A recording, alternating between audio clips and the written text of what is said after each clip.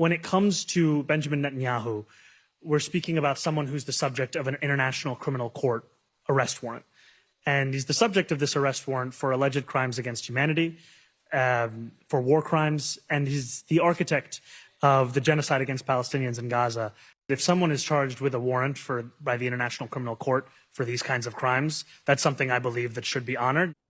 Yeah, too bad the ICC is just another communist Islamist organization that, of course, Zohran Mamdani identifies with. That's the mayor of New York somehow, doubling down on his threat to arrest the leader of Israel, Benjamin Netanyahu, when he comes to the UN for the big meeting in September.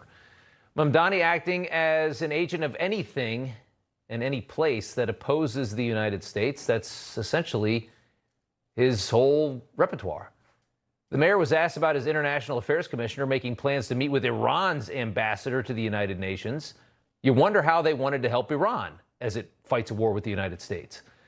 A meeting that ultimately never happened because the State Department actually intervened and squashed it. Take a listen to this.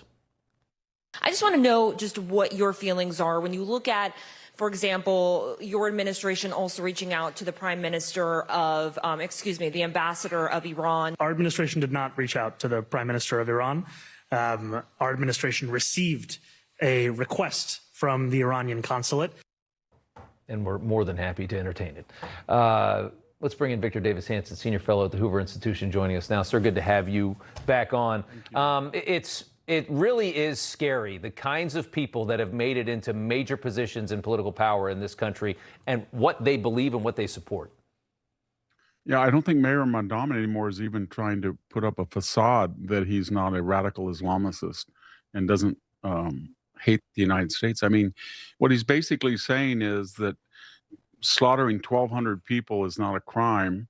Trying to go back in and wait 3 weeks, and after you ask for the hostages to be returned and the perpetrators of that massacre to be extradited, and they refused, what else was Israel supposed to do? But more importantly, the Iranian government had slaughtered somewhere between 40,000 and 50,000 of their own citizens, and his staffers wanted to meet with him.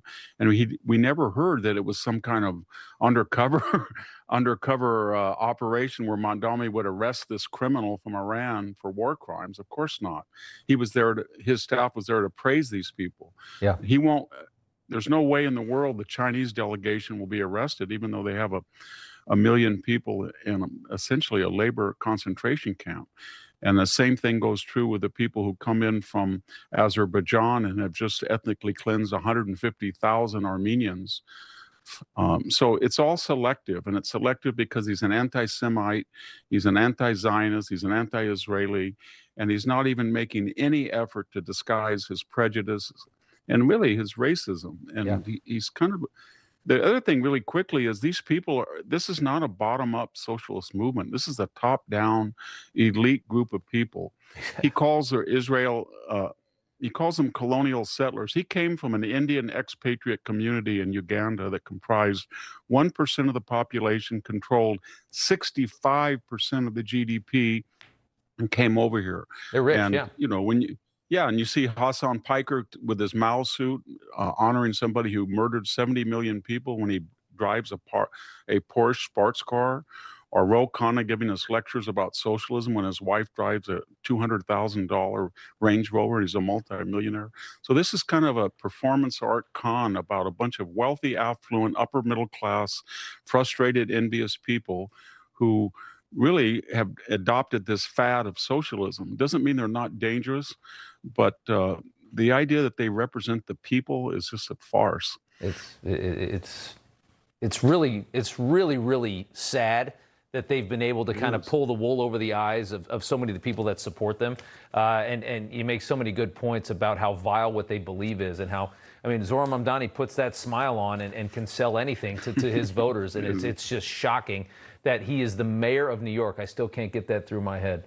Can't either. Victor Davis Hanson, we appreciate you coming on. Thank you. Thank you for having me. Of course. You know, everybody's reporting the same stories, the same spin. You turn the channel, it's always the same. But not us. We're different. We report the real news. No spin, just the facts. Turn to us, and you won't turn back. Tune in to Rob Schmitt Tonight on Newsmax.